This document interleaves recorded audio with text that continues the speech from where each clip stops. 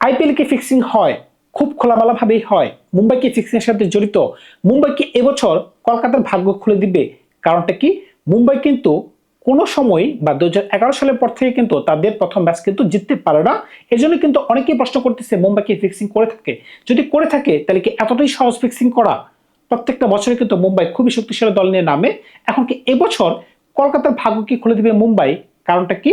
মুম্বাই যদি ঘরের মাটিতে হেরে বসে এই দুর্বল কলকাতার কাছে, যে কলকাতা এবছর কোনোভাবে তাদের প্লেইং ইলেভেনে সাজাতে পারতেছে না। কারণটা কি? প্রথমত 5 জন ওপেনার ব্যাটসম্যান দলে আছেন, কিভাবে তারা সেটেল করবেন? ইভেন যখন তারা মোস্তাফিজুর রহমানকে কিনেছিল, যে কোনো কারণবশত মোস্তাফিজুর রহমানকে বাধ্য হয়ে তারা দল থেকে বিতাড়িত করে দিয়েছে। এরপরে কিন্তু একটা কালো ছায়া কলকাতার শিবিরে কিন্তু এসে পড়ছে।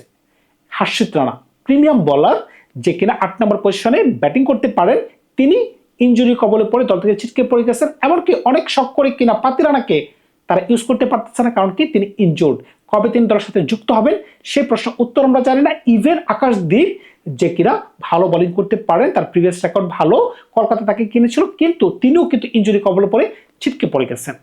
এখন আপনি যদি মুম্বাই দলটার দিকে দেখেন, মুম্বাই কেন হেরে যায় এ প্রশ্ন উত্তর তো আমি আপনি কেউ দিতে পারবো না, কিন্তু মুম্বাই কিন্তু খুবই শক্তিশালী দল এবছর।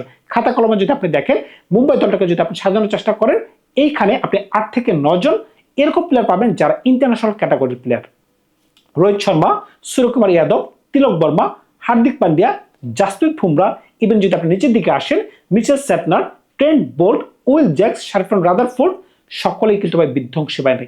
এখন এরকম একটা অবস্থায় মুম্বাই যদি এরকম দল নিয়ে যদি এবছর কলকাতার কাছে হেরে যায়, তখন কিন্তু আপনি কিছুই বলতে পারবেন না। খেলা কোথায়? মুম্বাইয়ের মাটিতে, ওয়ানখেড়েতে। খেয়াল করে দেখেন, যেই কলকাতা তাদের প্লেইং ইলেভেন সাজাতে পারতেছে না, প্রথমত বলার সংকট, ইভেন 5 জন ওপেনিং ব্যাটসম্যান দলে আছে, এই কলকাতা যদি এবছর মুম্বাইকে মুম্বাইয়ের মাটিতে হারাই দেয়, তখন অনেকেই কিন্তু বলবে যে এবছর কিন্তু ফিক্সিং কিন্তু হইতেও পারে, এমনকি মুম্বাই ফিক্সিংয়ের সাথে জড়িত ছিল। এটা কিন্তু আমার কথা না ভাই, অনেকে কিন্তু বলতেছে মুম্বাই কেন প্রত্যেকটা বছর হেরে যায়। রেকর্ড কিন্তু বলতেছে মুম্বাই ম্যাচ হারে, কিন্তু পরের দিকে এরকম ভাবে তারা খেলাগুলো গ্র্যাব করে নেয়, ইভেন তারা ট্রফি পর্যন্ত নিয়ে যায়। আপনারা যদি খেয়াল করে দেখেন, মুম্বাই অতীত যদি টান দেন, টানা 4টা ম্যাচ তারা হারছে শুরুর দিকে, ওই বছর তারা আবার চ্যাম্পিয়ন পর্যন্ত হয়ে গেছে। How can it possible man? গত বছরের রেকর্ড দেখেন, 2025 আইপিএলে টানা 5টা ম্যাচের মাঝখানে তারা একটা ম্যাচ জয়লাভ করতে পেরেছিল, কিন্তু এরপরে যখন ডু অর ডাই সিচুয়েশন, টানা 6টা ম্যাচ তারা জয়লাভ করে ফেলছিল। একটা সময় মনে হচ্ছিল এই মুম্বাইকে কোনোভাবেই থামানো যাবে না, কিন্তু দিল্লি তাদেরকে থামাই দিয়েছিল। মনে পড়ে কি আপনাদের? তো সুতরাং বুঝতেই পারতেছেন, এরকম একটা অবস্থায় যদি এবছর নরবরে কলকাতা যদি তাদেরকে হারায় বসে ঘরের মাটিতে, তখন কিন্তু লজ্জায় তাদের মাথা নত করে দেওয়া উচিত। কিন্তু কলকাতা দল কিভাবে সম্ভব? যে কলকাতার কাছে 5 জন ওপেনিং ব্যাটসম্যান রয়েছে, কিভাবে? টিম সাইফার, ফিন অ্যারেন, সুনীল নারায়ণ, অজঙ্কা রাহানে, অনেকগুলো ব্যাটসম্যান কিন্তু রয়েছে, ত্রিপাঠী রয়েছেন। এখন এরকম একটা অবস্থা যদি আপনি দল সাজানোর চেষ্টা করেন, তখন কিন্তু আপনি বুঝতে পারবেন যে এবার কেন কলকাতা দলটাকে এই ধরনের মানে শক্তিশালী দল মনে হচ্ছে না। আপনি কিন্তু কোনোভাবেই কিন্তু সুনীল নারায়ণকে ওপেনিং ব্যাটসম্যান হিসেবে প্রয়োগ করতে পারেন না, কারণ কি? আমরা কিন্তু গত বছর দেখেছি সুনীল নারায়ণ কিন্তু ব্যর্থ ছিলেন। কারণটা কি? প্রফেসর কিন্তু দলের সাথে যুক্ত নাই। প্রফেসরকে, বার্লিনকে, এখন বার্লিন হচ্ছে দলের ক্যাপ্টেন, যে ছিল শ্রেয়াস আয়ার, এমনকি প্রফেসর যে কিনা ছিলেন গৌতম গম্ভীর, তারা দুজনে কিন্তু দল থেকে ছিটকে পড়ে গেছেন যে কোনো কারণবশত, কিন্তু সুনীল নারায়ণ কিন্তু এখনো দলের সাথে যুক্ত আছেন। এখন আপনি যদি মনে করেন যে না, আমি সুনীল নারায়ণকে এবছর ওপেনিং এ পাঠাবো, তার থেকে ভালো কিছু বের করার চেষ্টা করব, সেটা কিন্তু হিতে বিপরীত হতে পারে। অনেক শখ করে কিন্তু ক্যামেরন গ্রিনকে কেনা হয়েছে 23 পয়েন্ট বা 25.2 CR, ওটা কিন্তু হিউজ মানে। এখন তিনি কি 3 নম্বর ব্যাটিং করবেন, নাকি 5 নম্বরে করবেন, নাকি ফিনিশিং রোলে যাবেন, নাকি এন্ড রাসেলের ভূমিকা পালন করবেন? এতগুলো প্রশ্নের উত্তর কিন্তু কলকাতা নিজেও জানে না। এখন যদি কলকাতার দলটাকে একটু সাজানোর চেষ্টা করেন, আমি কিন্তু রাহানেকে ওপেনিংয়ে পাঠিয়ে দিব। রাহানের সাথে ফিন অ্যালেন, মনে পড়ে কি? এই ফিন অ্যালেন কিন্তু কলকাতার মাটিতে 30 বলে 100 করতে পেরেছিলেন। তিনি যদি এই সিজনে বেশি না 4 থেকে 5টা ম্যাচে যদি এটা রেপ্লিকা তিনি দেখাইতে পারেন, 100 করতে হবে না, 70-80 যদি করতে পারেন, তাহলে কিন্তু কলকাতার জন্য কিন্তু দুর্দান্ত হইলেও হইতে পারে। হয়তোবা তিনি ফিলসফটের অভাব তিনি পূরণ করে দিতে পারবেন।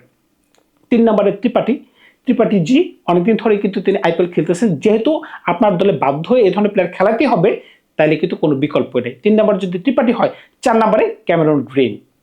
ক্যামেরন গ্রিন যদি ভালো খেলতে পারেন, কিন্তু আমরা কিন্তু অস্ট্রেলিয়া দলও দেখি নাই, ইভেন আগের যে আইপিএল এর সিজন গেছে, তাকে কিন্তু আমরা ওই ধরনের ছন্দে আমরা কোনো সময় দেখি নাই, কিন্তু তাকে কিন্তু 25.2 CR দেওয়া হয়েছে। তিনি কি 4 ওভার বোলিং করতে পারবেন? আমার তো মনে হচ্ছে না ভাই। অস্ট্রেলিয়া মনে হয় ওই ধরনের এনওসি তাকে দেয়ই নাই যে তাকে 4 ওভার বোলিং করার ক্যাপাবিলিটি, বা তাকে বলে দিচ্ছে যে তুমি এত ওভার বোলিং করতে পারবে না, কারণ কি ওয়ার্কলোড ম্যানেজমেন্টের একটা হিসাব কিন্তু রয়ে গেছে। 4 নম্বর যদি হয়ে যায়, 5 নম্বরে রিঙ্কু সিং, 5 নম্বরে রিঙ্কু সিং, তিনি কিন্তু খুবই ভালো প্লেয়ার। তিনি যদি 40 থেকে 50টা বল প্রত্যেকটা ম্যাচে খেলতে পারেন, হয়তো বা তিনি ভালো কিছু করতে পারেন। কারণটা কি, লাস্টের দিকে তার কাছে যে ধরনের শট খেলার ক্যাপাবিলিটি রয়েছে অন্য কোনো ব্যাটসম্যানের কাছে কিন্তু নাই। আপনি দেখেন ইন্ডিয়া দলে তিনি কিন্তু গ্রেট ফিনিশার। 6 নম্বরে আমি কিন্তু আমার দলে কোনো সময় কিন্তু আমার দলে মনে হচ্ছে না যে রঘুবংশীকে জায়গা দিতে পারবো। কারণটা কি, একই দলে অজন্তা রাহানে, ত্রিপাঠী এমনকি রঘুবংশী কিভাবে জায়গা হতে পারে। কিন্তু দলের মাঝখানে যেহেতু রমনদীপ সিং রয়েছে, 6 নম্বরে কিন্তু আমি রমনদীপ সিংকে খেলাবো। তিনি কিন্তু ভালো বোলিং করতে পারেন, ভালো ব্যাট করতে পারেন। 7 নম্বরে অনুকূল রয়, বিকল্প কোনো অপশন নাই, তিনি বামাতে বল করতে পারতেছেন, প্লাস তিনি টুকটাক ব্যাটিং করতে পারতেছেন। অন্য কোনো অপশন নেই। আপনি ইচ্ছে করলে মনীষ পান্ডে দিকে যেতে পারবেন, কিন্তু 7 নম্বর পজিশনে কি মনীষ পান্ডে কি ভালো একটা চয়েস হবে কিনা সেটা কিন্তু আমি বলতে পারতেছি না। 8 নম্বরে মাইটি সুনীল নারায়ণ। অনেকে হয়তো আমার সাথে একমত না হতে পারেন যে তিনি কেন 8 নম্বরে খেলবেন, তিনি উপরে ব্যাটিং করতে পারবেন। তাহলে ভাই, প্রত্যেকজন ব্যাটসম্যান কিন্তু একজন করে নিচে নামতে হচ্ছে শুধুমাত্র তার কারণে তিনি কিন্তু ঝড়ে বক মারতে পারেন, একদিন ছক্কা আরেকদিন মক্কা। তাহলে আপনি যাই না শোনা কেন আপনি মক্কার সাথে যাবেন, আপনি প্রপার ব্যাটসম্যানের সাথে যান, যে কিনা আপনাকে একটা সলিড স্টার্ট এনে দিতে পারবে প্রত্যেকটা দিন। তো সুতরাং বুঝতেই পারতেছেন 8 নম্বর পজিশনে যদি সুনীল নারায়ণ হয়, 9 নম্বর যদি বরুণ চক্রবর্তী হয়, 10 নম্বর ব্লেসিং মুজরবানি, 11 নম্বর উমরান মালিক কিংবা ভৈবব আরোরা, কিংবা 12 নম্বরে ইম্প্যাক্ট সাব হিসেবে আপনি দুজনের মাঝখান থেকে যে একজনকে খেলাতে পারেন, হয়তো বৈভব আরোরা খেললে ইম্প্যাক্ট সাব হিসেবে উমরান মালিক। অন্যদিকে যদি আপনি মুম্বাই দলের দিকে আসেন, এতটাই শক্তিশালী দল ভাই, আপনার মাথা নষ্ট হয়ে যাবে। কারণটা কি, আপনি রোহিত শর্মার সাথে কাকে দিতে পারতেছেন, হয় রায়ান রিকলিনকে দিতে পারতেছেন, কিংবা আপনি দিতে পারতেছেন ডিকককে। খেয়াল করে দেখবেন 2020 সালের পরে কিন্তু তারা কিন্তু আবার তাকে দলে নিয়ে আসছে। কারণটা কি, তারা কিন্তু ফ্যামিলিতে বিশ্বাসী। মুম্বাই যেভাবে প্লেয়ারদেরকে ব্যাক করে, অপ্রত্যাশিত ভাই, অপ্রত্যাশিত। অন্য কোনো দল কিন্তু এরকম ভাবে কিন্তু প্লেয়ারদেরকে ব্যাক করে না। এখন কিন্তু মুম্বাই কিন্তু 2020 সালের পরে কিন্তু ট্রফি কিন্তু জিততে পারে নাই। এই সেই প্লেয়ার ছিল যেখানে রোহিত শর্মা এমনকি ডিকক দুর্দান্ত খেলতে পারতেন। এখন কিন্তু রোহিত শর্মা কিন্তু মোর দেন ফিট। তার যে শারীরিক পরিবর্তন হয়েছে, এখন কি মুম্বাইয়ের মাঝখানে কি ওই ধরনের পরিবর্তন হয়েছে কিনা সেটা কিন্তু বলা যাচ্ছে না। এখন রোহিত শর্মা, ডিকক, 3 নম্বরে তিলক বর্মা, 4 নম্বরে ভারতীয় জাতীয় দলের ক্যাপ্টেন সূর্যকুমার যাদব, 5 নম্বরে হার্দিক পান্ডিয়া, 6 নম্বরে শেরফান রাদারফোর্ড, যাকে ট্রেড করে নিয়ে আসা হয়েছিল। খেয়াল করে দেখেন, একমাত্র বাংলাদেশি ব্যাটসম্যান উপরে তিলক বর্মার পরে যে কিনা দুর্দান্ত ছন্দে রয়েছেন, ভালোই খেলতে পারবেন। যদি আপনি মনে করেন যে না, আমি এই ম্যাচে তাকে খেলাবো না, তখন কিন্তু উইল জ্যাকসের অপশন কিন্তু রয়েছে। তিনি কিন্তু 2026 টি20 বিশ্বকাপে 4 বার ম্যান অফ দ্য ম্যাচ হয়েছেন, এমনকি 6 থেকে 7 নম্বর পর্যন্ত তিনি ব্যাটিং করছেন এই এশিয়ান কন্ডিশনে, হয় শ্রীলঙ্কার মাটিতে নাহলে ইংল্যান্ডের মাটিতে। সুতরাং বুঝতেই পারতেছেন তিনি কিন্তু ভালো ছন্দে আছেন। এখন তিনি অ্যাভেলেবেল আছেন কিনা সেটা কিন্তু আমি বলতে পারতেছি না। যদি এরকম হয়, 7 নম্বর পজিশনে নমনদীপ কিন্তু দুর্দান্ত খেলতে পারেন ভাই। তার কাছে যে ধরনের শট আছে, তিনি কিন্তু টুকটাক 1-2 বার আপনাকে বোলিং করার ফ্লেক্সিবিলিটি এনে দিতে পারেন। এই দলটা কিন্তু দেখতে নেহাত খারাপ লাগতেছে না। শুধুমাত্র 7 জনের মাঝখানে একজন ব্যাটসম্যান আমি নিচ্ছি যে কিনা আনক্যাপ প্লেয়ার, এর মাঝখানে সবাই কিন্তু ইন্টারন্যাশনাল ক্যাটাগরি প্লেয়ার। আবার 8 নম্বর পজিশনে আপনি যাকে নেবেন, মিচেল স্যাটনার।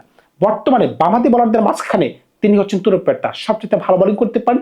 এত স্লো তিনি বোলিং করেন, এত অ্যাকুরেসি তার মাঝখানে, এত তিনি টার্ন পান, অস্বাভাবিক। তার ব্যাটিং নিয়ে যদি কথা বলেন, বিগত 2 থেকে 3 বছরের মাঝখানে তার ব্যাটিং এতটাই ইমপ্রুভ হয়েছে বলার বাইরে ভাই। 9, 10, 11, 9 নম্বরে হয়তো আপনি শার্দুল ঠাকুরকে খেলান, না হলে দীপক চাহারকে খেলান। দুইজনে মোটামুটি সেম ক্যাটাগরিতে আছেন, কিন্তু শার্দুল ঠাকুর একটু বেশি প্রেফারেবল। কি কারণে? দীপক চাহারের ইনজুরির সমস্যা বেশি। তিনি হয়তো 2 ওভার বোলিং করার পরে এমন একটা ক্রুশাল মোমেন্টে তার ইনজুরি হয়ে গেল, তিনি দল থেকে ছিটকেও পড়ে যেতে পারেন। এই কারণে কেন জানে আমি দীপক চাহারকে ব্যক্তিগতভাবে পছন্দ করলেও আমি আমার প্লেইং 11 রাখতে পারি না, যেখানে শার্দুল ঠাকুরকে ট্রেড করে নিয়ে আসা হয়েছে।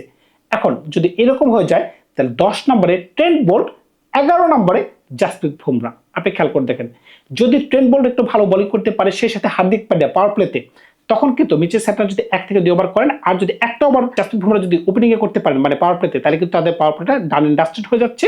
তখন বিপক্ষ দল কিন্তু চাপে পড়ে যাবে। তখন কিন্তু 3টা ওভার কিন্তু জাসপ্রীত বুমরা থাকবে। 11 ওভার বা 12 ওভারের মাঝখানে যদি আপনি একটা ওভার ইউজ করেন, আর কিন্তু বাকি 16 থেকে 20 ওভারের মাঝখানে আরো 2টা ওভার আপনি ইউজ করতে পারছেন। বুমরার 4টা ওভার কিন্তু খুবই ক্রুশাল।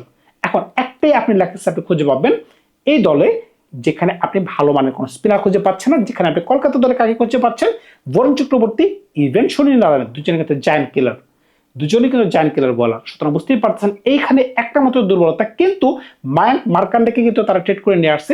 হয়তোবা ইম্প্যাক্ট সাব হিসেবে আমরা তাকে দেখতে পারি। হয়তোবা যেই মাঠে আজকে খেলা ওই মাঠে এত ধরনের সমস্যা হবে না, কিন্তু যখনই তারা চেন্নাইতে যাবে, কলকাতাতে যাবে কিংবা রাজস্থানে যাবে, তখন কিন্তু তাদের একটা সমস্যা হলেও হতে পারে। তখন কিন্তু তাদেরকে আল্লাহ গানজাফরকে খেলানো লাগতে পারে। কিভাবে খেলানো লাগতে পারে? আশনী কুমার, আপনি ভুলে যাবেন না, আশনী কুমার কিন্তু ভালো বোলিং করেছেন গত সিজনে। তিনি যদি বুমরার জায়গায়, বোল্টের জায়গায় তিনি যদি দলের সাথে যুক্ত হয়ে যান, তখন কিন্তু মিচেল স্যাপনার এমনকি আল্লাহ গানজাফার দলের সাথে যুক্ত হতে পারবেন, তারা দুজনে কিন্তু ভালো বোলিং করতে পারবেন, তখন কিন্তু দলটাকে দেখতে এতটা খারাপ লাগবে না। এমনকি আপনি যদি মনে করেন যে না, যে তিনি ভালো বোলিং করতে পারতেছেন না ট্রেন্ট বোল্ট, তখন কিন্তু আপনি ইচ্ছে করলে আপনি করবিন বস্ককে কিন্তু দল ঢোকাইতে পারবেন। করবিন বস্ক কিন্তু আবার ভালো ব্যাটিং অপশন আপনাকে অ্যাড করে দিতে পারতেছে। তার মানে কি এ টু জেড সকল বেসিস কাভার। আপনি 6 নম্বর পজিশনে স্ট্যাফোর্ড আদারফোর্ডকে খেলাবেন না, বেশ ভালো কথা, আপনি উইজেসকে খেলান।